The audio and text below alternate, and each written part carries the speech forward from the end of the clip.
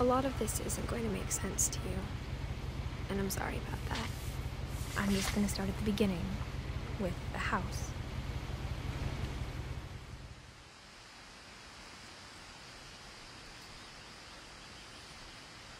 Someone had put up a chain link fence, but it looked like I wasn't the first person to hop it.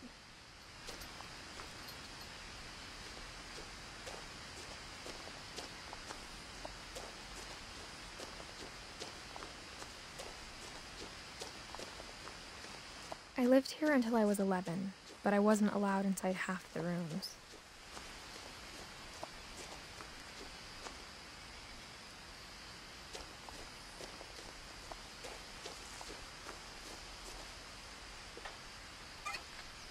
Inside the mailbox were bills from 7 years ago, marked urgent, open immediately. I hadn't been back since my brother Lewis's funeral.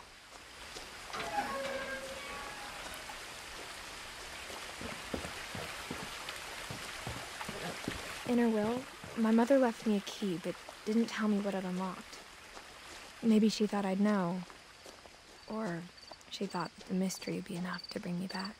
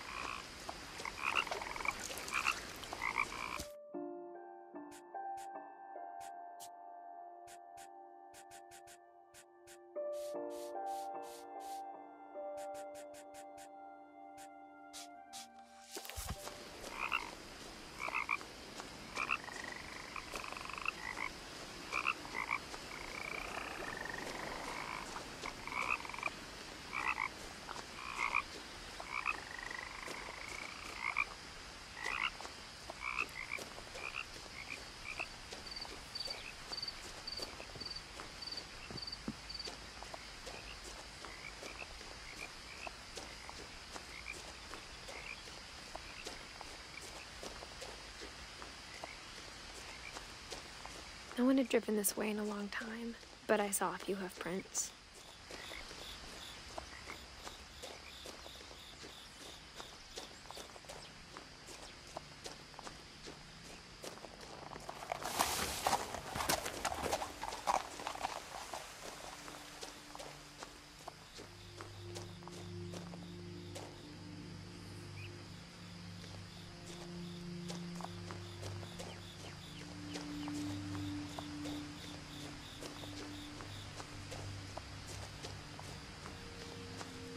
But now I had questions about my family that only the house knew the answers to.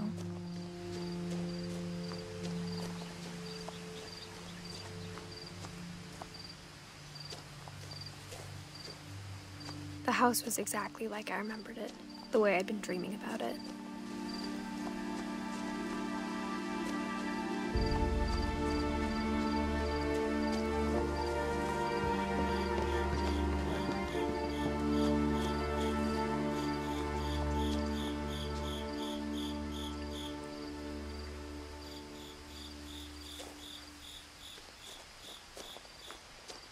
As a child, the house made me uncomfortable in a way I couldn't put into words.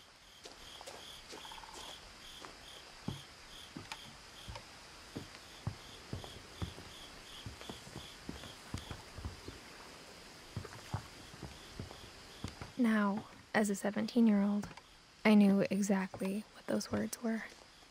I was afraid of the house.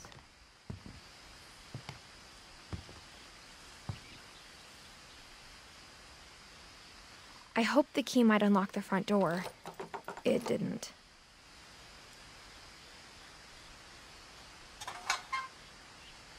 Looking in, I felt like the house itself had been waiting for me.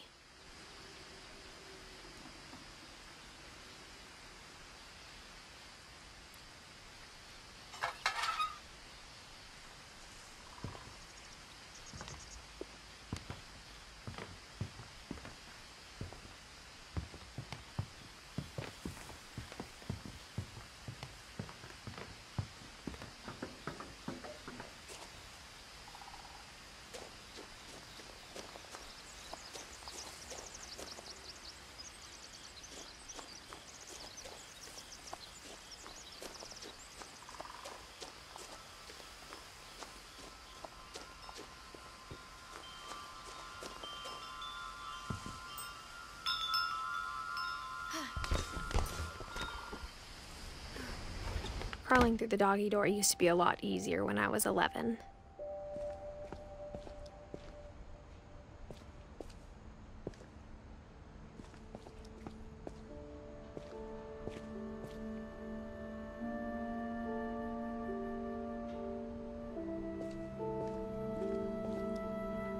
The power had been turned off the night we left.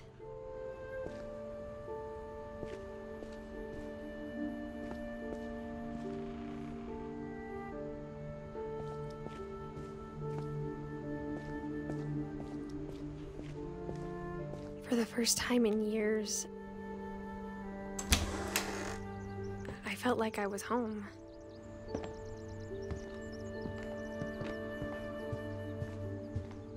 The table was still a wreck from the night we left. It was like a bomb had gone off, killing everyone but sparing the furniture.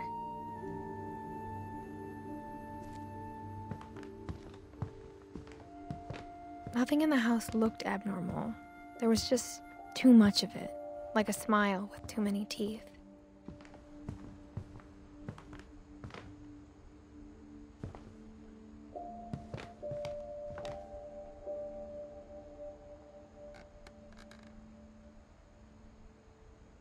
Even the fireplace had a story. Edie told me the bricks came from the original house, after it sank. Mom always told me to stay out of the basement, so I wasn't too surprised when the key didn't fit.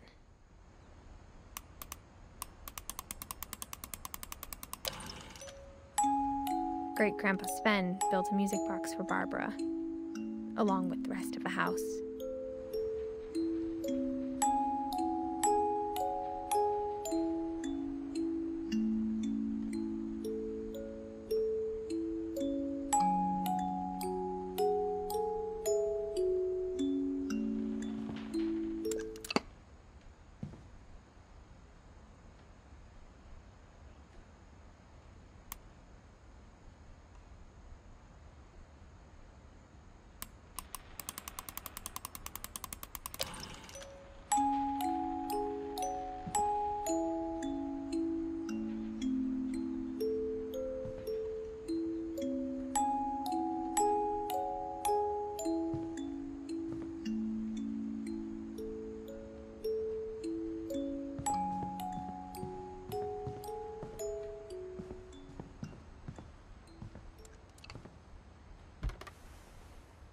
Edie told me once that every Finch who ever lived is buried somewhere in the library.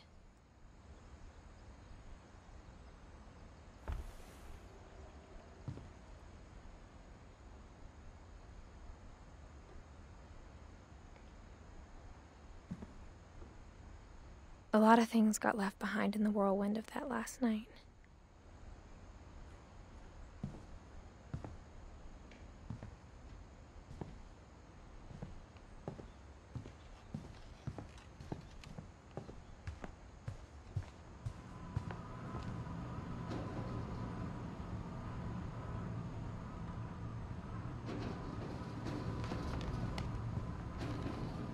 Instead of a family, there were just memories of one. Only one restaurant would deliver to our house. We had Chinese a lot.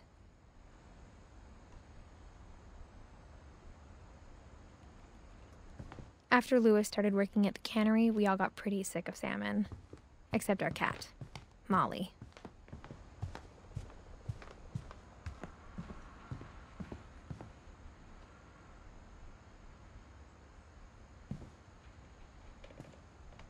After Milton disappeared, Mom sealed up all the bedrooms. Then Edie retaliated and drilled peepholes.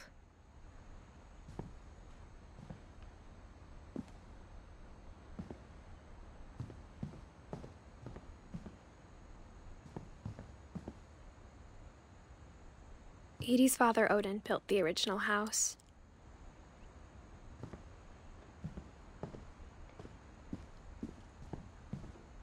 Whenever people ask me about my family, the first thing they always want to know about is Barbara.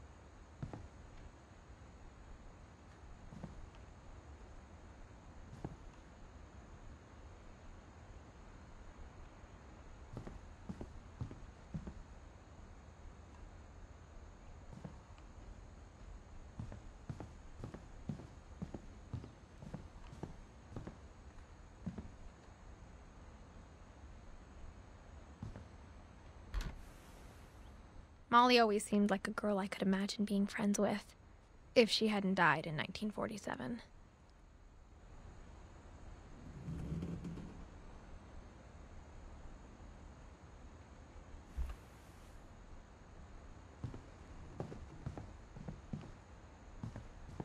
I spent a lot of time playing in Great Uncle Walter's room. Lewis told me there were secret passages, but I never believed him.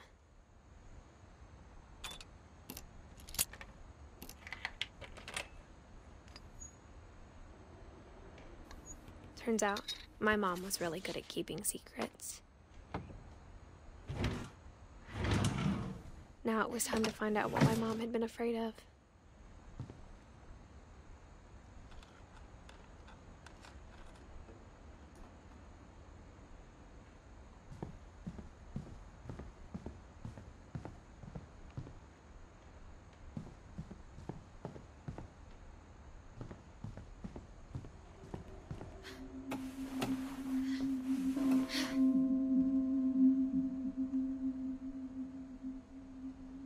Reading this, maybe it sounds like I had a plan.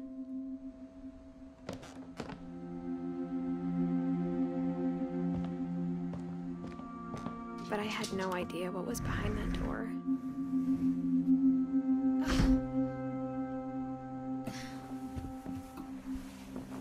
Just like I had no idea where all this was gonna lead.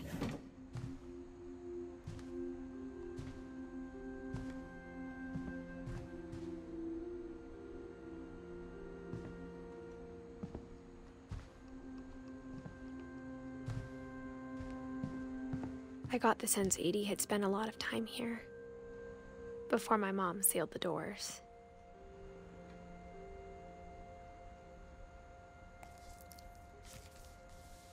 December 13th, 1947. Dear Diary, I'll be gone soon, but I wanted to tell somebody about what's gonna happen. It started when Mom sent me to bed without dinner. I woke up and I was starving, so I looked around for something to eat. The gerbil food was dry, but I didn't mind it.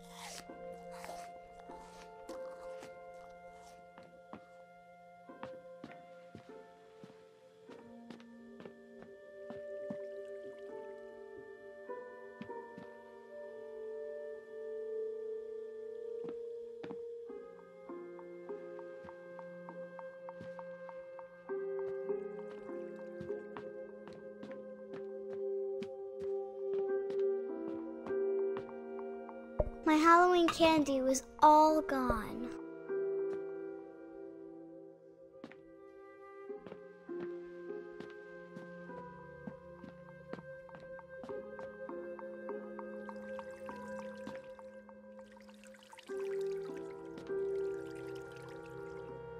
I thought about eating Christopher, but I held back.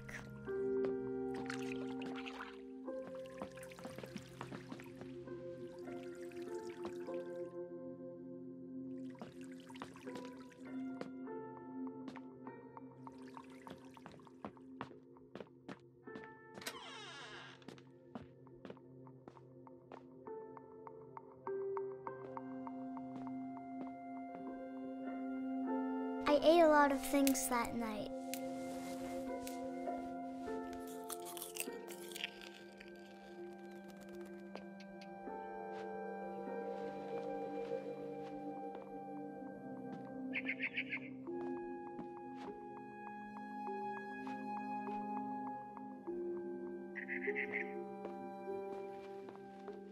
Then I heard chirping outside my window. It was a barn swallow going back to her nest. I reached out for her.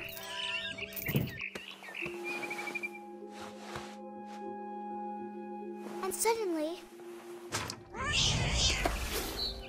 I was a cat.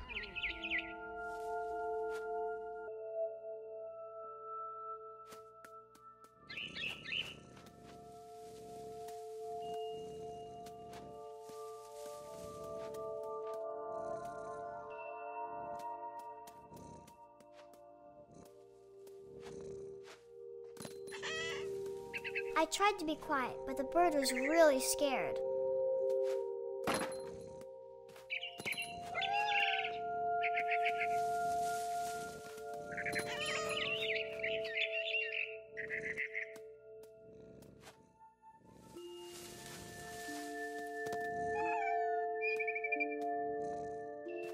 Mom and Dad didn't even look at me.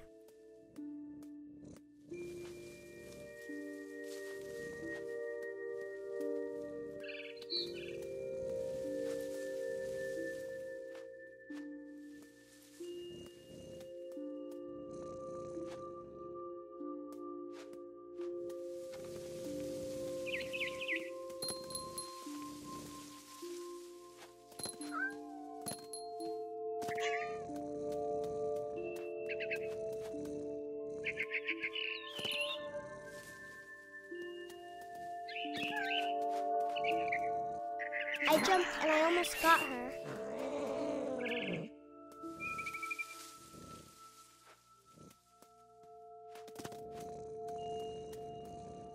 I could tell she was getting really tired. Now I was up in the big tree. I promised Dad I wouldn't climb it anymore. All I cared about was eating that mama bird.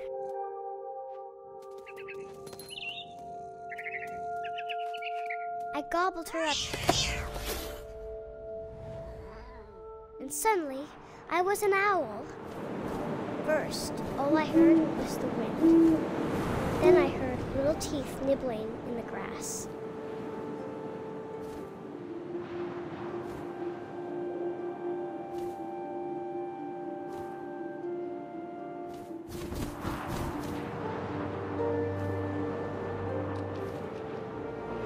Rabbits.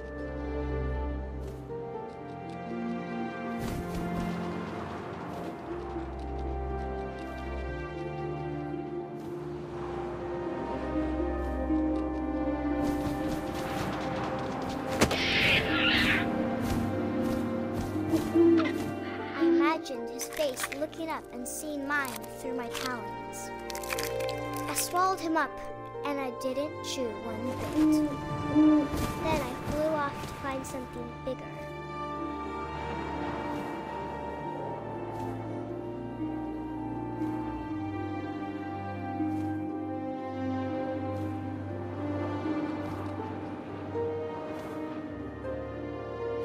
A mama rabbit.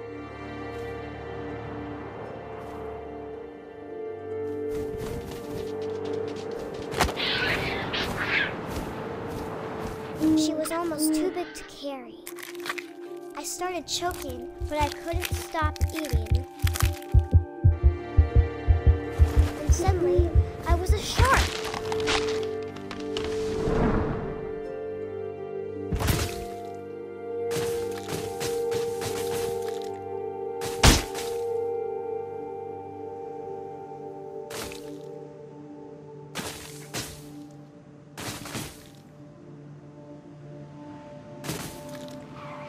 I rolled off the cliff and into the ocean.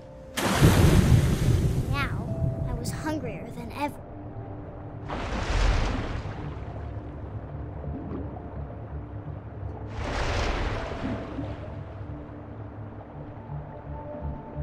I wanted fat, juicy seals.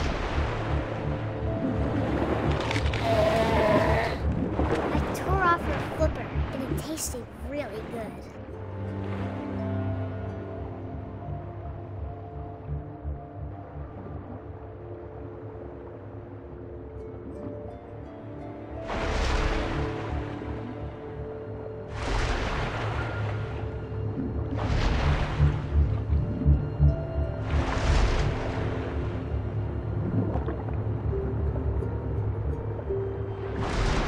Grabbed on tight. But I was so hungry, I jumped out of the water. When I opened my eyes, everything had changed.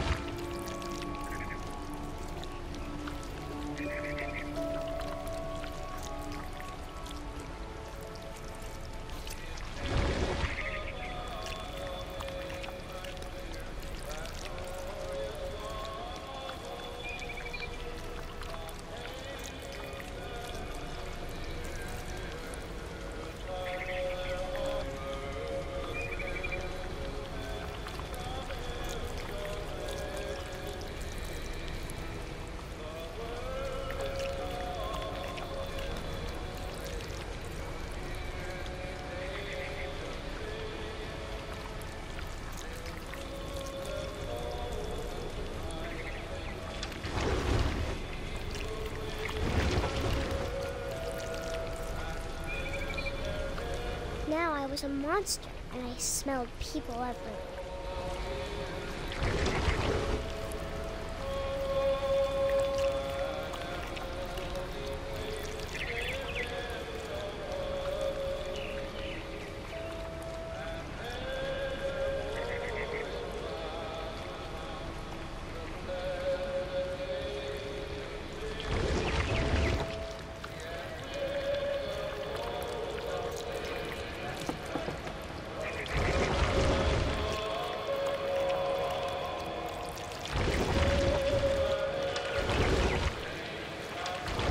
I was big, but I moved real quiet.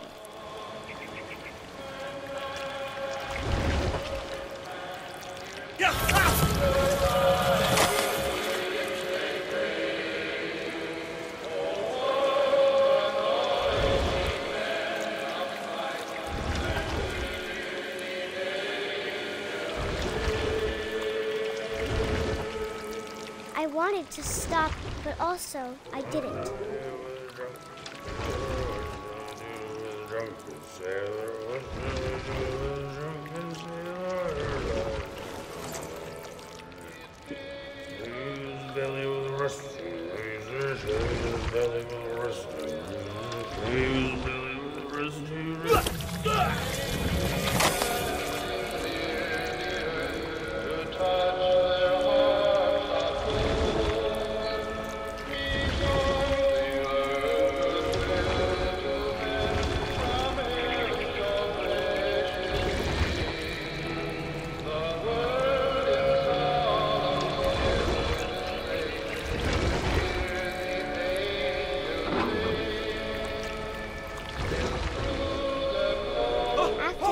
Passenger, I was still hungry.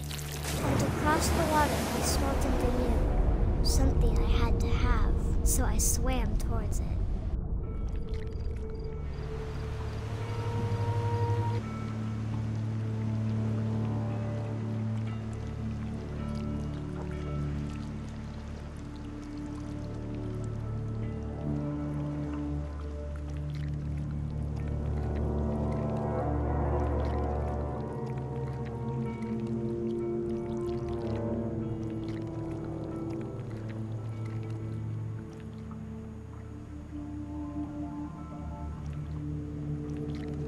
I got closer and closer.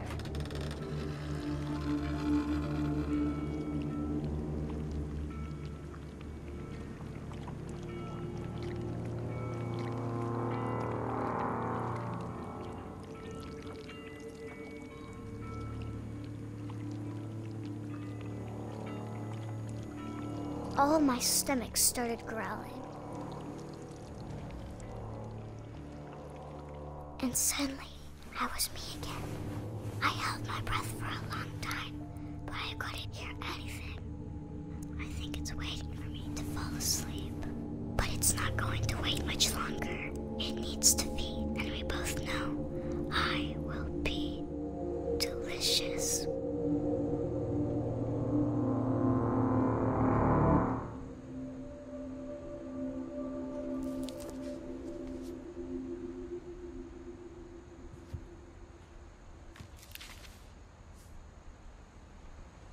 I'm not sure if I believed all of that, but I'm sure Edie would have.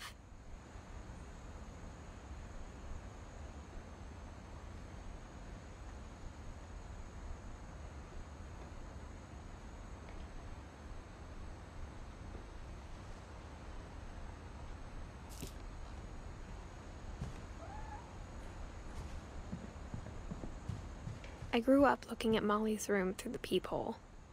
Being inside for the first time, I felt like I'd stepped behind a painting.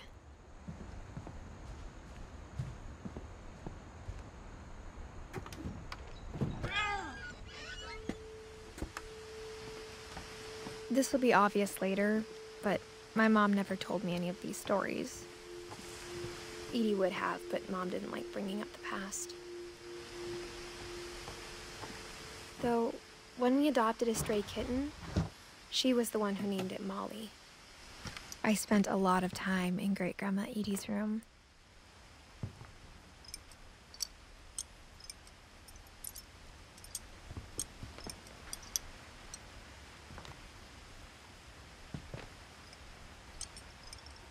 Edie knit me a new pair of gloves every year, just in time to replace the old Louis died ones. a week before we left, but Edie had already started to memorialize him.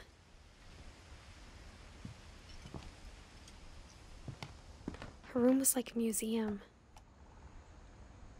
For 500 years, the Finches have been famous throughout Norway for their fortune and misfortune. Odin Finch buries the latest victims of the family curse, his wife Ingeborg and their newborn son, Johan. On January 7th, 1937, he set sail with his family and his house, hoping to leave the curse behind. But 40-foot waves off the coast of Washington send the house and Odin to the bottom of the sea. Odin's daughter Edie, with husband Sven and baby Molly, step ashore on their new home, Orcas Island. Odin Finch is the first to be buried in the new family cemetery. His daughter Edie is already dreaming of a new Finch house.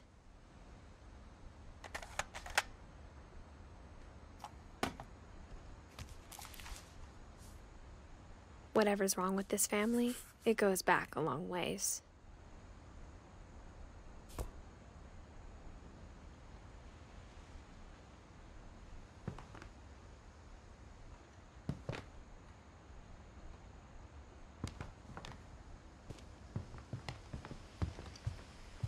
When Edie told people Sven was killed by a dragon, she could also have said he was building a dragon-shaped slide that collapsed. She could have, but she didn't.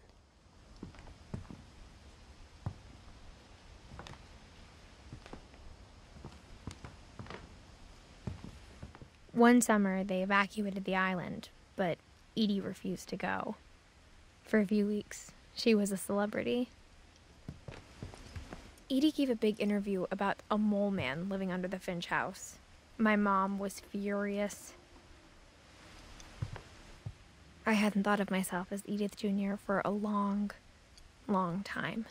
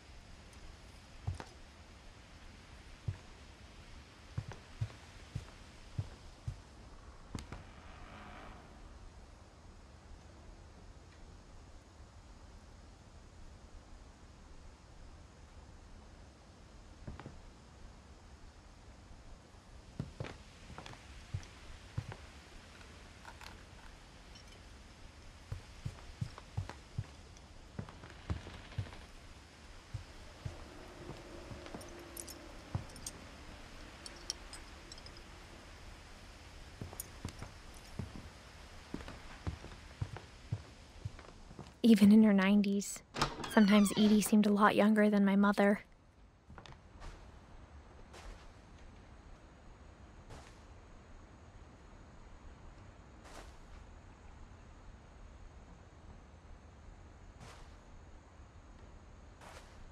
The only trace Grandpa Sam's first wife, Kay, left on the house was the pink bathroom.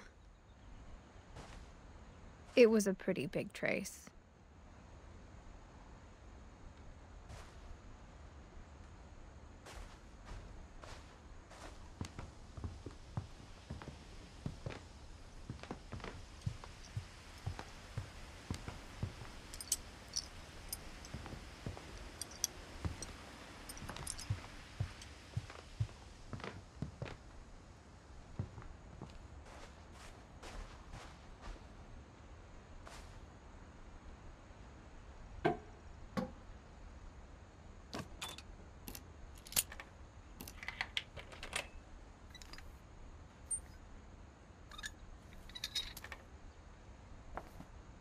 There's a secret in this bathroom.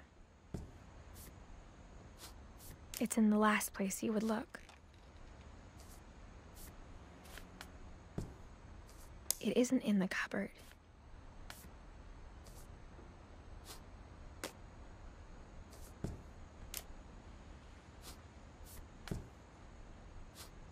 It's hidden in this book.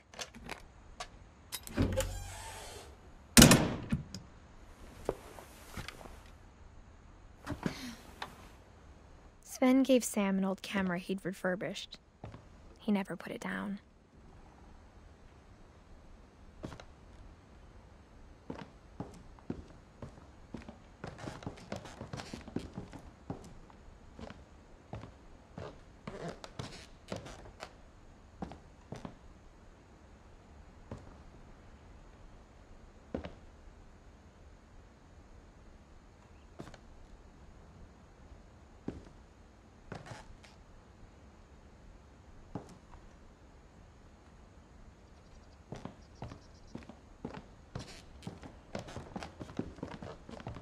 From the paintings on the wall, it was clear my brother Milton had been here before me.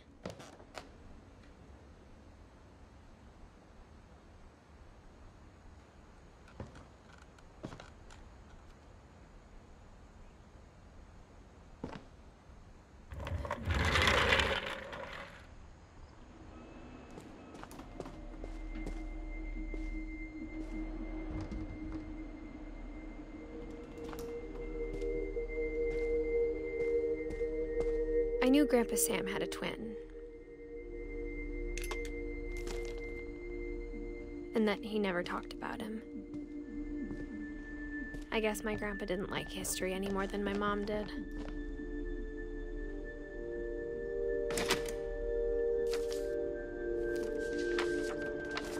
How I Want to Remember My Brother by Sam Finch. The thing I remember is that when he made up his mind, that was it.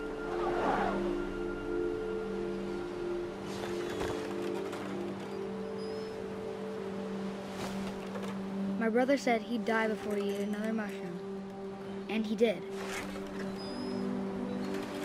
At Barbara's funeral, we swore he'd never be afraid again, and he wasn't. I think Calvin always wanted to fly.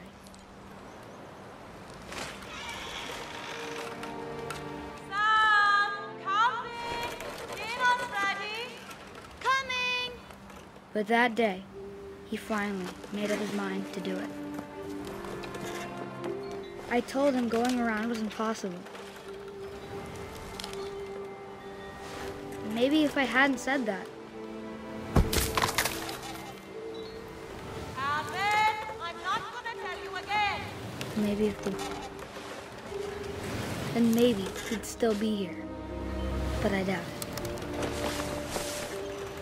I think he'd already made up his mind. That's what I want to remember about my brother.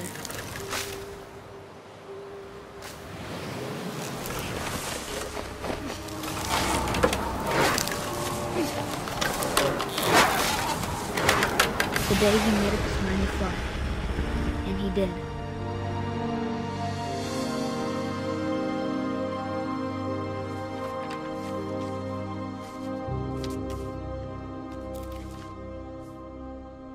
Calvin's story felt strangely familiar. When I was younger, I remember trying to do the exact same thing.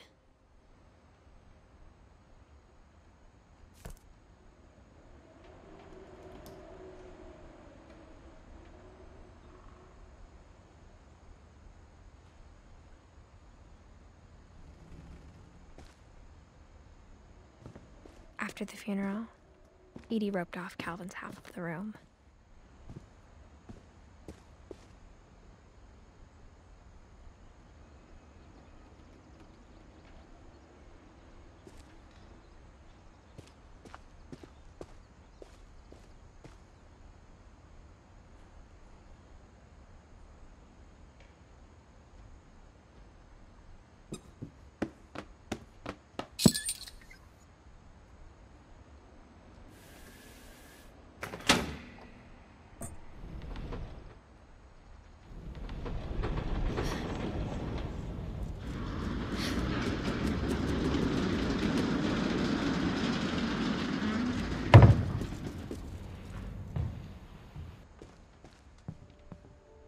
passages were a pretty tight fit.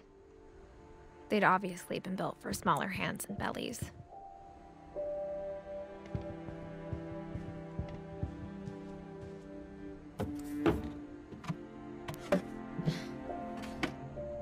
Growing up, I always thought of Barbara as a child star.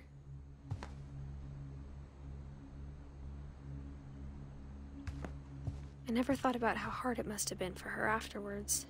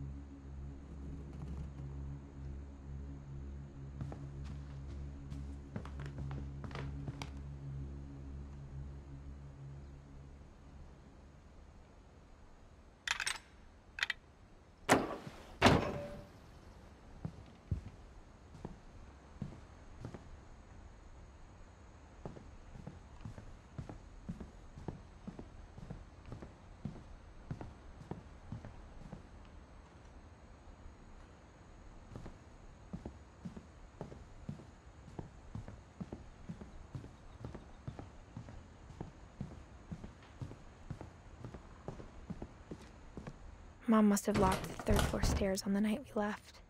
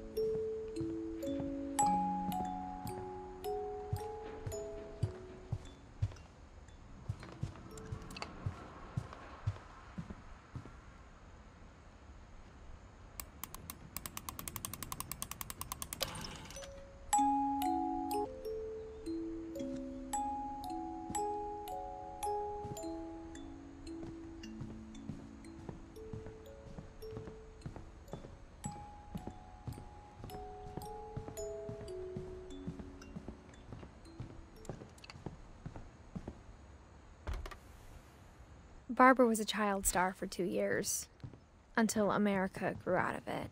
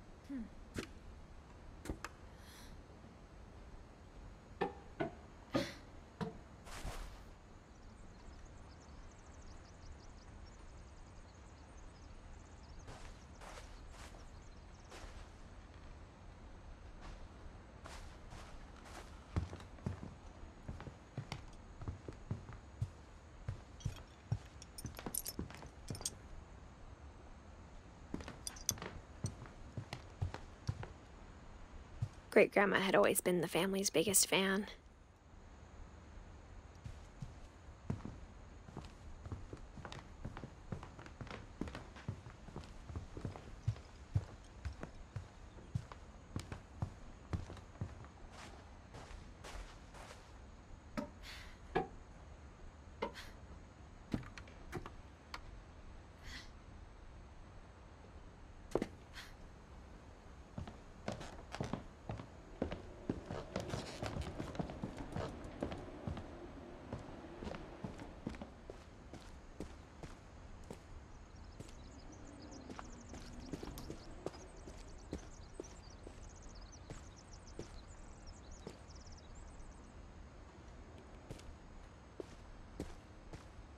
Mom said Grandpa Sam enlisted at 18 and never set foot in the room again.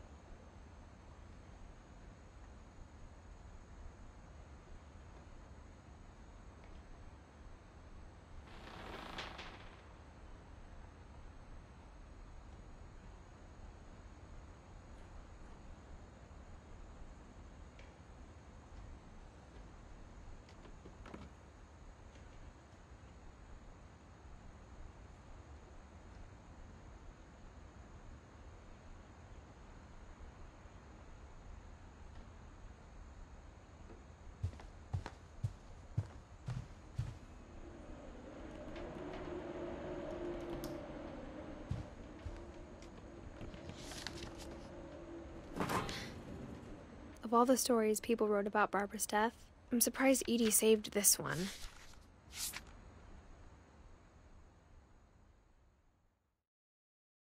Old Jack here with another ghastly tale inspired by America's most unfortunate family.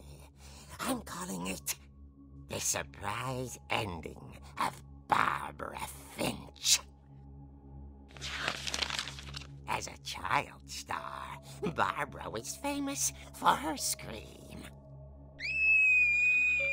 Now at 16, she was all washed up. A has-been. But in a lucky break, she'd been asked to perform her signature scream at a local convention for monster movie fans. It was just the boost her career needed. Unfortunately, her scream hadn't aged well. Getting better. I think you just need the right motivation. Her biggest fan and current boyfriend, Rick, was about to demonstrate when... Now that was a great scream. It was Barbara's father, Sven. He'd slipped into a table saw and had to be rushed to the emergency room. So Barbara got stuck babysitting her youngest brother, Walter.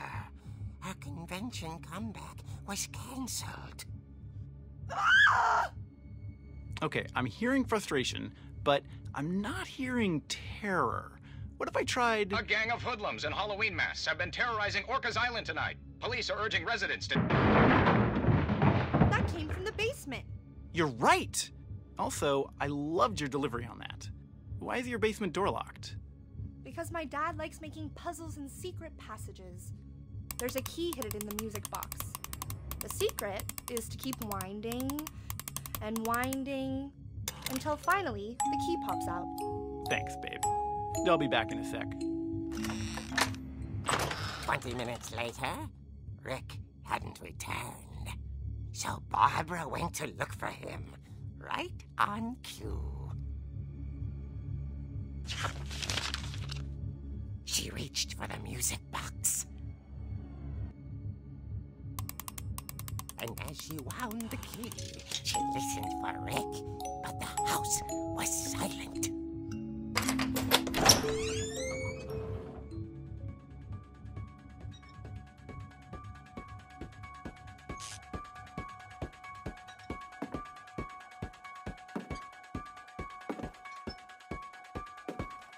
She found Rick's crutch and imagined the worst.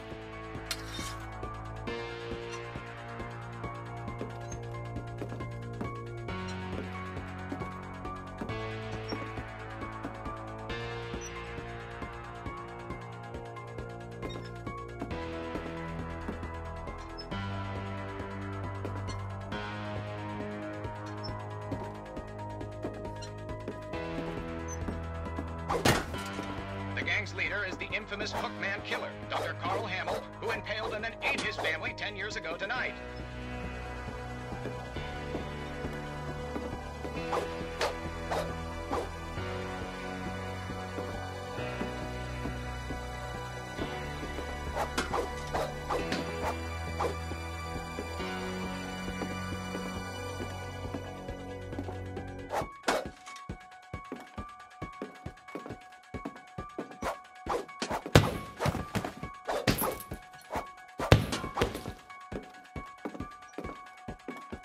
The old fridge rattled and grew still. Oh dear! Oh! Rick? Barb, relax. I was just trying to scare you to help you find your scream. Well, I'm not scared, Rick. I'm furious. Then act furious. All I'm getting from you now is that you're hurt and confused and you're... She threw him out, but she kept a little something to remember him by. Barb, have you seen my other crutch? And she was still holding it when she fell asleep watching the late picture show. Hours later... Barbara! Walter, what's going on up there? Ah! Okay, I'm coming up, but if this is a trick, you're dead, Walter.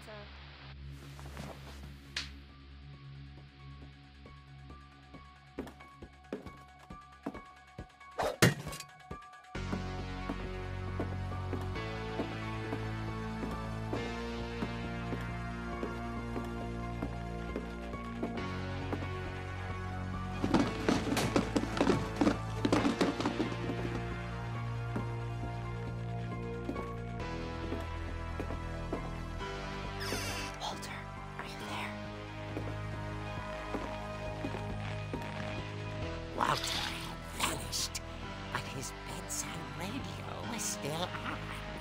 Orcas Island police describe the man as 6 feet tall, with a steel hook for a hand. Residents are urged to lock all doors and windows and notify the police of any suspicious activity. Barbara turned, saw the Hookman, and was speechless. He was quite smashing. And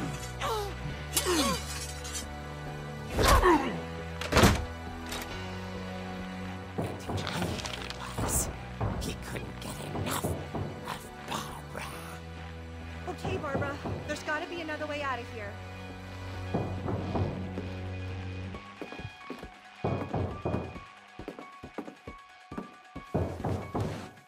That night, she played her part beautifully.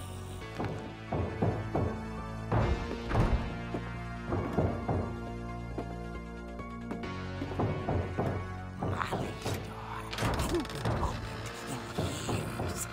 The hinges groaned.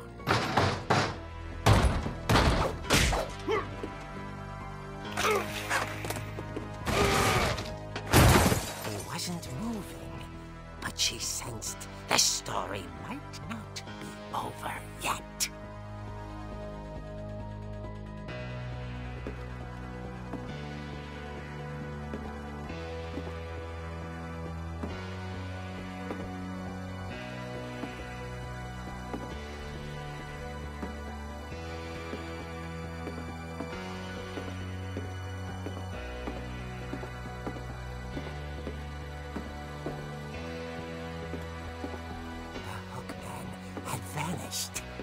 She listened for his breathing, but all she heard was...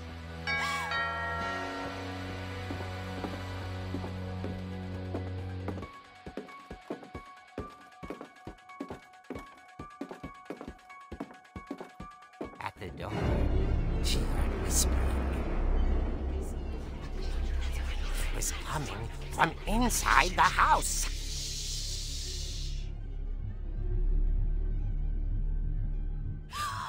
Oh dear. The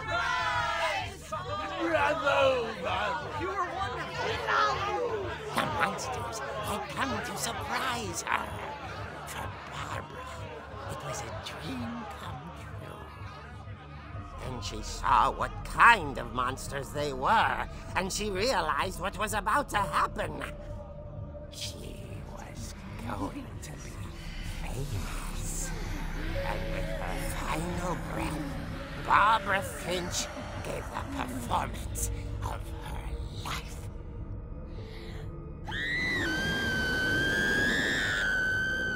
I wasn't there myself, but I hear Barbara was magnificent. Poor girl. She had a taste for stardom. But unfortunately, so did her fans. Of course, the police blamed it all on poor Rick, who disappeared the same night. And little Walter? Hiding under his bed the whole time. He took it all pretty hard, but that's another story. As for Barbara, tucked inside the music box is all they ever found of her. Her ear. Now that's what I call a real eerie tale.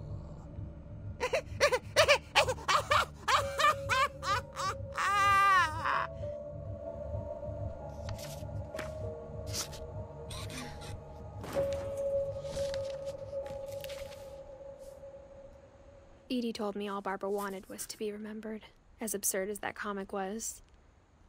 Maybe what Edie saw was a happy ending.